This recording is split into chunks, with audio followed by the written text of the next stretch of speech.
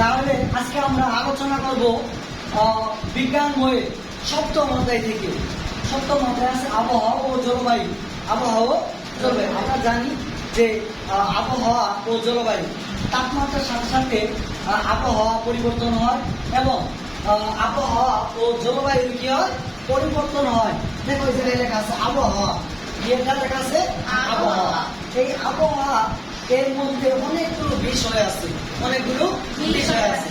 আবার জলবায়ু পরিবর্তন হয় তোমার যখন আমরা শীতকালের বিষয়টা হলো যে শীতকালের সময় এই জলবায়ুর পরিবর্তন হইল সূর্য তখন গ্রীষ্মকালে সূর্যের কিরণ বা সূর্যের রশ্মি একদম খারাপভাবে পড়ে।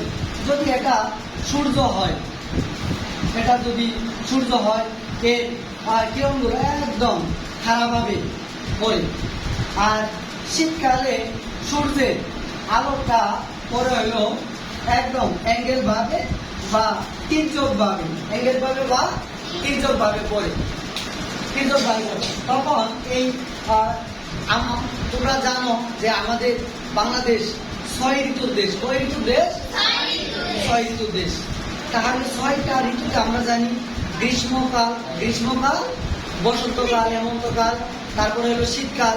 আর সবচেয়ে আমাদের দেশে 2টা বেশি প্রাধান্য আমরা জানি, এক হলো গ্রীষ্মকাল আর একটা শীতকাল। গ্রীষ্মকাল আর শীতকাল। তাহলে এই গ্রীষ্মকালের মধ্যে আমরা বুঝতে পারি যে তাপমাত্রার একটু পরিবর্তন। যখন আমরা দেখি যে গ্রীষ্মকালে আবহাওয়াটা কি হয়ে যায়, পরিবর্তন হয়ে যায়। আবার শীতকালে যখন আসি তখন কি হয়, পরিবর্তন হয়। এখন এই আবহাওয়ার বিষয়গুলো আমরা জানি। আবহাওয়ার বিষয়গুলো কোনগুলো হলো রোদ, বৃষ্টি, তারপরে বায়ুর তাপমাত্রা, বায়ুর আর্দ্রতা, বায়ুর প্রবাহের দিক, বায়ুর চাপ। তোমরা জানো যে বায়ুর কিন্তু চাপ আছে, বায়ুরও চাপ আছে।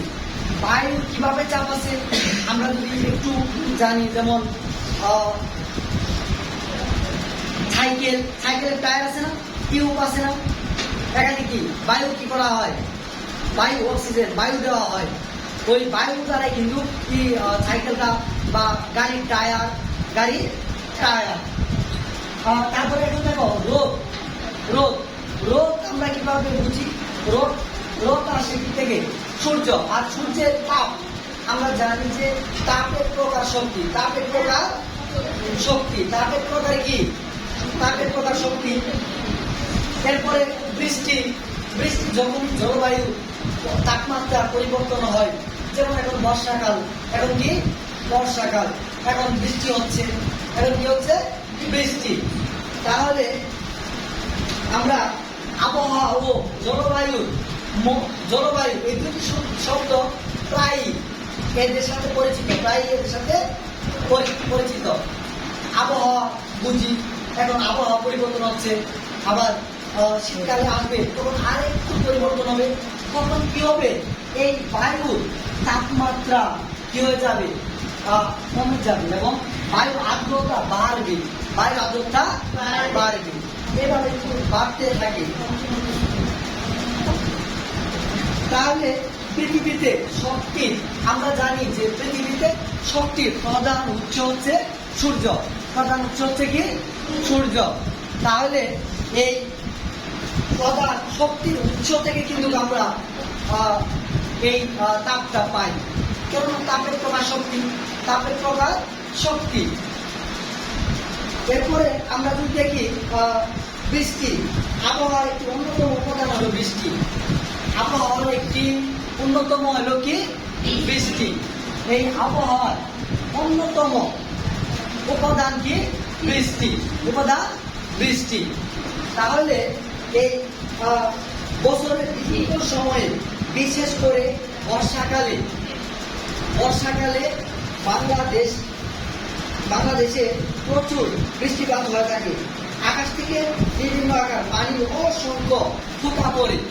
এই আকাশ থেকে পানির অসংখ্য বৃষ্টির কি করে ফোঁটা পড়ে। আমরা যখন সপ্তম শ্রেণীতে উঠবো তখন আমাদের 3টা চক্র পড়বো। কয়টা চক্র পড়বো? 3টা। এই সম্পর্কে বৃহৎ আকার সম্পর্কে জানতে পারবো যে এই বৃষ্টি পানি চক্র থেকে কিন্তু বৃষ্টিটা হয়। দেখা গেছে যে সমুদ্র থেকে কি করে এই আকাশে, ঊর্ধ্বতন আকাশে বায়ুর মাধ্যমে এটা কি করে পানিটুকু শোষণ করে নেয়।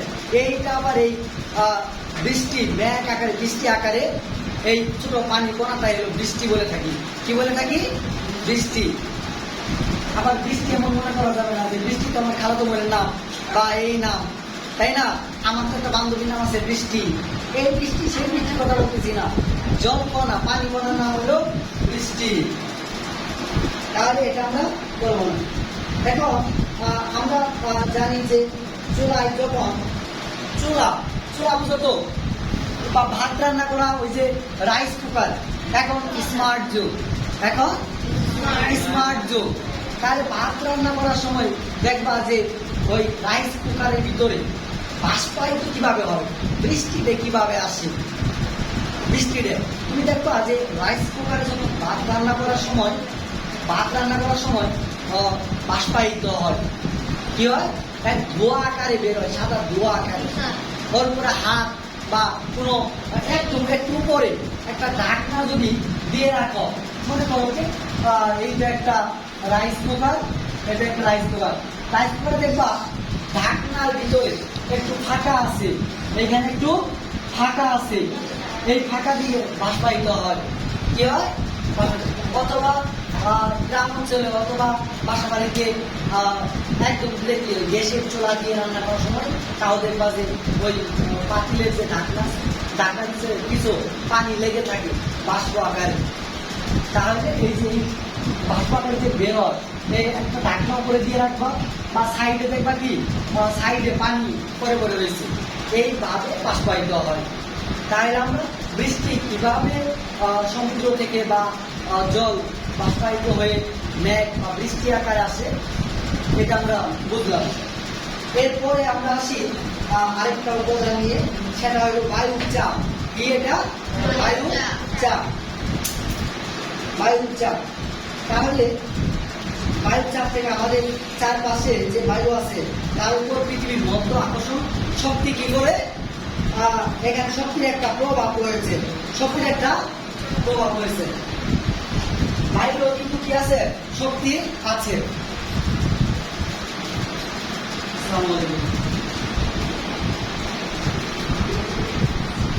জি বলেন। না এখন ছুটি হয় নাই, ছুটি হবে 5টা দিকে ছুটি হবে।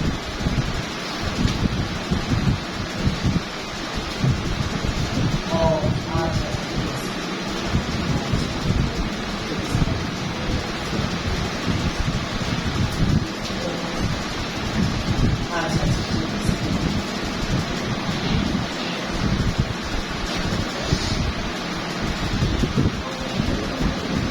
তাহলে আমরা বায়ু চাপ, তাহলে বায়ুরও একটা কি আছে? চাপ আছে।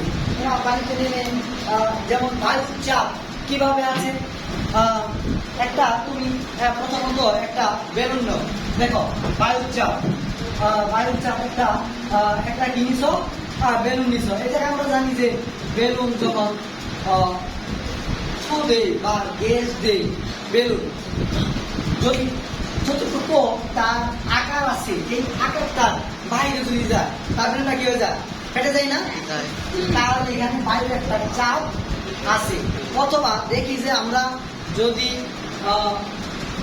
সাঁতার, মোটামুটি তো সবাই মনে হয় পারো, সাঁতার জানো তো? 2-1 জন মাত্র সাঁতার,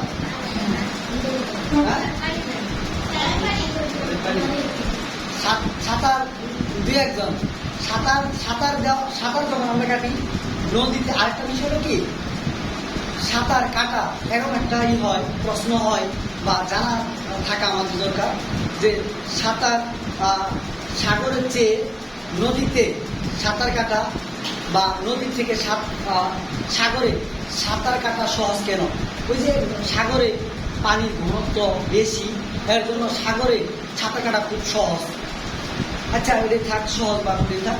আমরা যখন সাঁতার দেই বা পুকুরে বা নদীতে বা সুইমিং পুলে, হ্যাঁ, সাঁতার ডুব দেওয়ার সময় আমরা দেখি যে বায়ু, আমার নিঃশ্বাস যতটুকু পর্যন্ত বন্ধ করে রাখতে পারি, যতটুকু পর্যন্ত বন্ধ করে রাখতে পারি, ততক্ষণ বায়ুর চাপটা আমি কি করে থাকি, ধরে থাকি। কি থাকি? ধরে থাকি। যারা সাঁতার জানো অথবা জানো না, এতটুকু পানির ভিতরে বা এতটুকু পানির ভিতরে, হ্যাঁ, আমরা নিচে কি করে থাকি, ডুব দিয়ে থাকি। তাহলে আমরা এই সাঁতার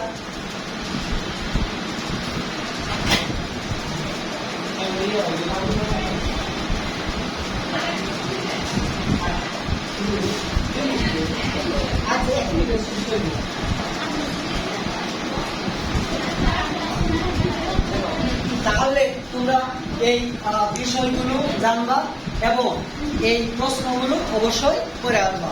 আর বাকি অংশগুলো আমরা আগামী ক্লাসে শেষ করবো। হ্যাঁ।